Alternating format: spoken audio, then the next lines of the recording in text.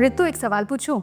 सो tell me, most investors को लगता है कि मार्केट्स में पैसे तभी बना सकते हैं जब मार्केट्स ऊपर जा रहा है. Do you agree to that? Not actually. Market में आप बोथ साइड में पैसा बना सकते हैं. दोनों साइड में अपॉर्चुनिटीज रहता है पैसा बनाने का. तो गिरते हुए मार्केट में भी people can make money? Definitely. वहाँ पर एक डिफरेंट स्किल सेट आपको चाहिए होता है.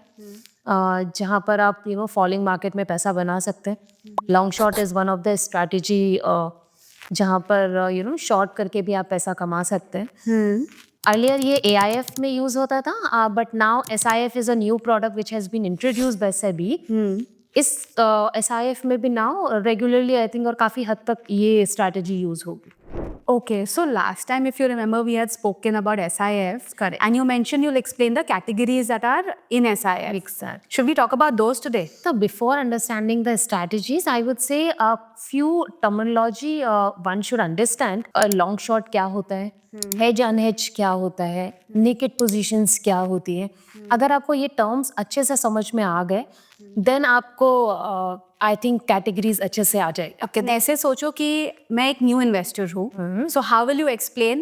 Suppose let's start with long short strategy. So long is a very normal strategy which usually investors use. कि आपको कोई भी स्टॉक अच्छा लग रहा है, आप उसको एक सर्टेन प्राइस बाय करते हैं, थिंकिंग दैट कि ये स्टॉक प्राइस आपका ऊपर जाएगा. सो सपोज एग्जाम्पल के तौर पे अगर आप देखते हैं कि कोई भी स्टॉक एक 100 रुपये पे हम खरीदते हैं, तो हम ये सोचते हैं कि ये 100 रुपये से 150 या 200 तक जाएगा.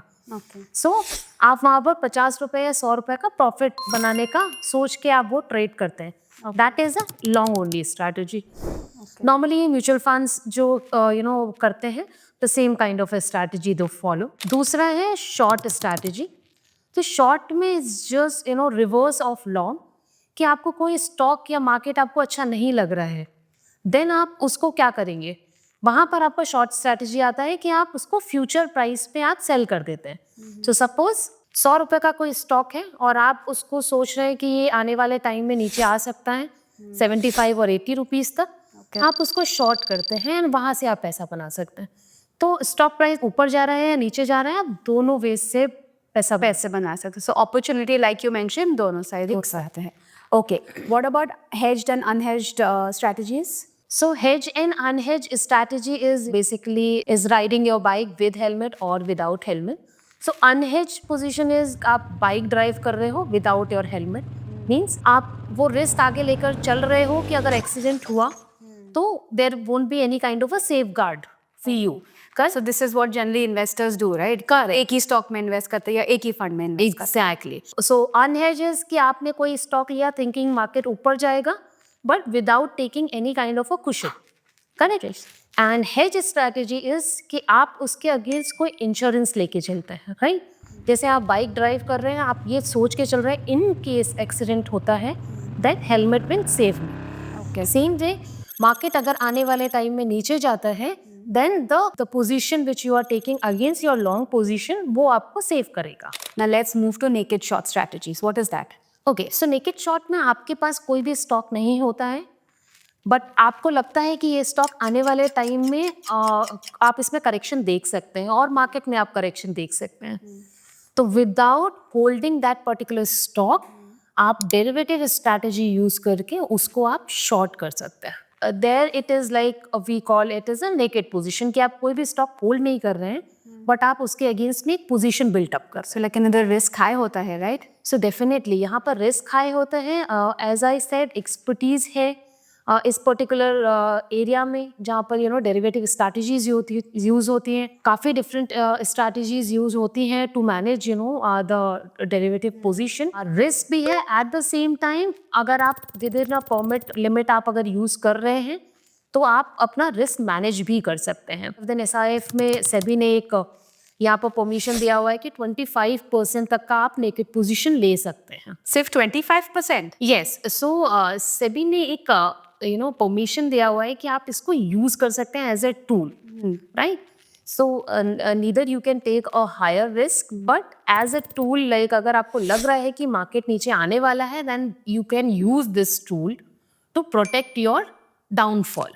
So that is what it's only 25% you can use. Okay, तो ये 3 कॉन्सेप्ट्स तो समझ आ गए। एसआईएफ के कैटेगरीज के बारे में अभी बात करें हम लोग। Yes, so broadly like mutual funds, यहाँ पर भी categories broadly 3 types की होती हैं. One is your equity, debt and hybrid. Overall अगर हम बोलें तो there are the 7 types of categories. 3 under equities, 2 under debt and 2 under hybrid. तो ये डिफरेंस क्या है ये कैटेगरीज में? अब ब्रॉडली अगर मैं इक्विटी की बात करती हूँ तो इक्विटी में आपकी 3 तरह की स्ट्रैटेजीज हैं. One is a pure long short strategy, second one is your x top 100 long short strategy and third is your sector rotation long short strategy. Okay, if we talk about purely long short strategy, it's nothing like a mutual fund में जैसे आपका flexi cap portfolio होता है. Same like यहाँ पर fund manager has a discretion to take a और invest across market caps जो उनको अच्छा लग रहा है. बट इसमें सिर्फ एक ही है कि आप शॉर्ट पोजीशंस बिल्डअप कर सकते हैं, different kind of a derivative strategies आप यूज कर सकते हैं. So that's the differentiation. X top 100 second जो कैटेगरी है उसकी अगर मैं बात करूं देन दैट इज मीन्स कि आप टॉप 100 स्टॉक्स को हटाकर बाकी जो स्टॉक्स हैं वो आपका यूनिवर्स रहेगा इन्वेस्टमेंट का. मतलब आप टॉप लार्ज कैप स्टॉक्स जो है वो आप रिमूव कर रहे हो एंड मोस्टली आप mid and small cap stocks का यूनिवर्स ले रहे हैं. So that's the differentiation.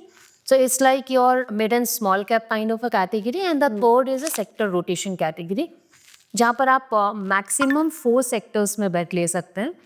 यहाँ पर जो 25% शॉर्ट वाला जो आपका लिमिट है वो आपका सेक्टर वाइज एप्लीकेबल है.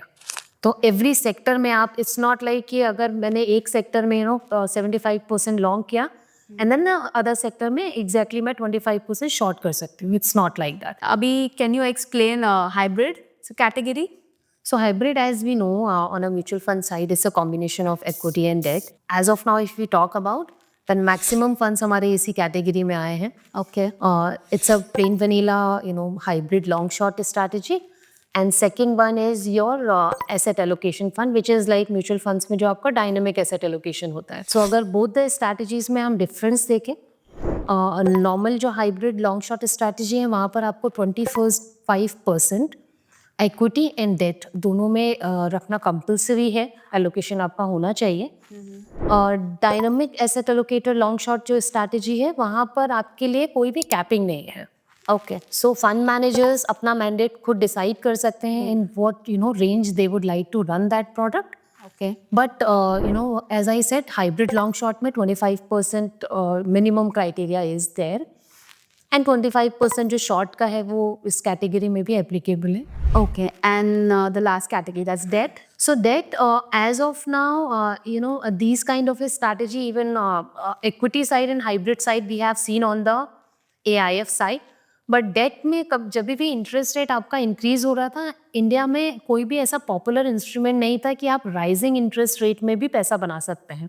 Okay. So now I think this is one of the interesting category where आप शॉर्ट करके on the fixed income side दो आने वाला टाइम बताएगा कि कैसे आप कर सकते हैं ये और कितना पॉपुलर होगा ये strategy.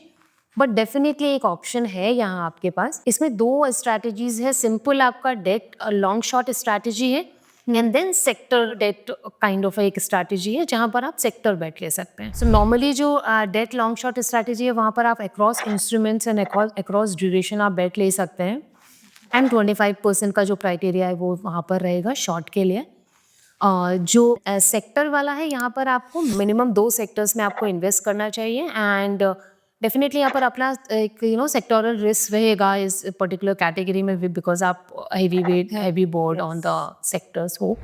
So this is on the debt side. और रिडेम्पशन कैसे एक्सप्लेन करेंगे फिर? इसमें अगर लिक्विडिटी पॉइंट ऑफ व्यू से हम तीनों कैटेगरीज का देखें so equity is a very liquid asset class. तो यहाँ पर आप और investors every day they can invest and every day they can put the redemption. Again on a hybrid side if we see because asset allocator is one of the category जहाँ पर they are going to take a bet on the commodity side as well. Correct? So commodity is not that liquid. So इन्होंने यहाँ पर week में twice redemption window open किया है. Okay. आपको 2 बार redemption window मिलेगा. And on the debt side, again, it's I think a weekly once you can put the redemption. Few are giving कि आपको prior intimation भी देना पड़ेगा AMCs को if you would like to put a redemption. So certain criterias are there on the hybrid and debt side, but equity side there won't be any criteria. तो इतना तो समझ में आ गया, लेकिन you mention that a lot of AMCs are launching mainly hybrid SIF category में, तो थोड़ा उसमें इन डेप्थ में जाके we'll understand it better the hybrid category. Yes, we can, because hybrid is one of the category जहाँ पर variety of products आ रहे हैं, और until and unless you will not understand what is the objective of that particular strategy, one shouldn't invest. Okay. So probably to cover that particular strategy, हम next time बात करेंगे उस पर. Okay, thanks Ritu. Welcome. Thank you.